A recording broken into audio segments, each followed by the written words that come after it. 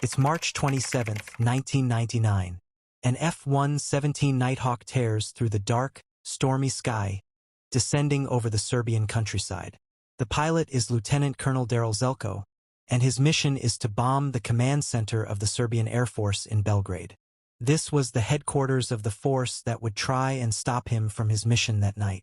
Zelko is escorted by F-16 Vipers with missiles that can lock on and destroy enemy radar. As he approached the Serbian border, he heard an order broadcast over the radio. This is the Joint Forces Air Component Commander. Due to bad weather, the escorting Vipers were ordered to immediately turn around and return to base. He will be alone. If he was to get home safely, he had to remain invisible. A ghost. Fortunately, he was in the most advanced operational fighter bomber to ever fly. The Nighthawk stealth capabilities make the 65-foot-long bomber nearly invisible to radar, as it is only the size of a tennis ball. This allowed it, so far, to remain unchallenged in every mission. That was true until this one. On the ground, an anti-air missile battery was waiting for him. It was under the leadership of Lieutenant Colonel Zoltan Dani. Serbian spies had tipped him off that enemy aircraft were approaching, and he thought now was his best chance to shoot down one of the elusive ghosts. "Check the sky." Dani gave the order, and a P-18 early warning radar came to life. "It's open." They thought at the lowest frequencies it could detect enemy planes. "I can't see the target," one crew member said, but it could also detect clouds and rain, resulting in a screen covered in fake signals. Looking closer, Dani saw something. "I see it." A little dot moving through the mass of clouds, a little dot going straight to them. "The ghost is here. Turn on the focus radar." "It's turned on. We have 20 seconds. I can't see the target." "Nothing. Keep looking." The Nighthawk sped toward its objective, the computer preparing to drop. "Here we go again. Phi 1 is on. Phi 2 is on." Dani double-checked the low-frequency radar. He saw the target. It was right in front of them, but he needed the SAM radar to get a lock. "I can't see the target."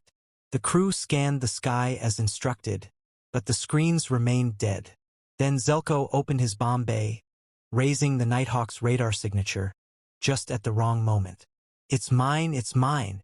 Phi 2 is tracking the target. Phi 1 is tracking the target. Launch!" 2 missiles were fired from the launcher in quick succession, covering the entire sky. Zelko dropped his bombs. They followed the path designated by the laser and exploded. He flew past the target. It was another successful mission, and he rose to 6 kilometers. But seconds later, his cockpit filled with the wail of an urgent alarm, and his controls lit up. This was a lock alert.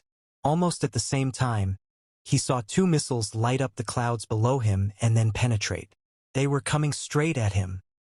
The rest would continue similarly, maintaining tense consistency, proper punctuation, and accurate terminology. Let me know if you'd like the remainder. The pilot immediately took evasive action, pulling his aircraft up as warning alarms blared. Without chaff to distract the missile, his survival depended on his skills alone. Time slowed as he realized, "They caught me." The first missile malfunctioned, miraculously passing through the canopy, but the second struck true, shredding the left wing. The Nighthawk spiraled out of control, fiery debris lighting the night sky. Battling intense G-forces, the pilot managed to eject. For a moment, he thought his seat had malfunctioned, but then his parachute opened. He watched his burning jet plummet and realized he was alive. But his bright orange parachute made him an easy target. As search teams closed in, he hid in a ditch, covering himself in mud. Flashlights and trucks surrounded the area, with even dogs joining the hunt. One dog got dangerously close, but the pilot chose not to risk killing it. Thankfully, the dog wandered away. Hearing his rescue team's radio call, the pilot lit a flare to signal them. However, this also revealed his position to the enemy. A helicopter arrived just in time, landing amidst enemy flashlights. Ignoring the chaos, the pilot climbed aboard.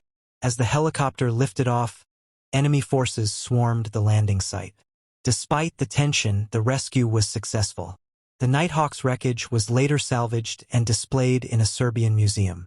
Years later, the pilot met the man who shot him down, turning a moment of war into a story of mutual respect.